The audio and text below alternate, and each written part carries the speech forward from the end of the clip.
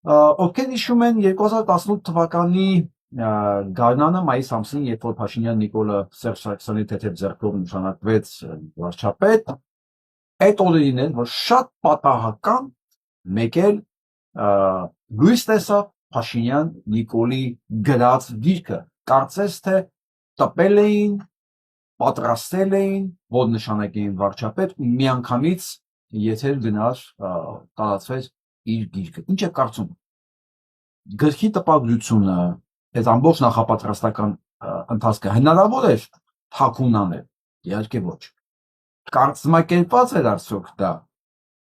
սցենարով, անշուշտ։ Ինչ է կարծում կազմակերպիչները տեղյակ էին գրքի բովանդակության մասին։ Իհարկե, հիմա կմտածեք, լավ, գրքի բովանդակությունը այսօրվա մեր վիճակի հետ ինչ կապ ունի։ Ես ընդհանրապես մեկ բան եմ ուզում ցույց տամ, փոքրիկ հատված։ Ես կարդալու եմ սրա բառերը, սա իմ բառերը չի։ Ցիտում եմ. զգում էի, որ ինքս էլ սկսում եմ բոզանալ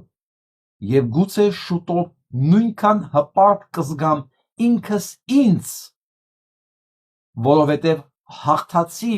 բանակում կլինեմ, կդառնամ խորհրդանիշը այդ պատերազմում բոզության վերջնական եւ անշրջելի հաղթանակի։ Մարտը 18 թվականին ասել է, որ ինքը լինելու է հաղթացի կողմում, որպես բոզության անշրջելի եւ վերջնական հաղթանակի։ Այդ որ կողմ էր։ Ճիշտ է ասել ինքը։ Ինչ է կարծում։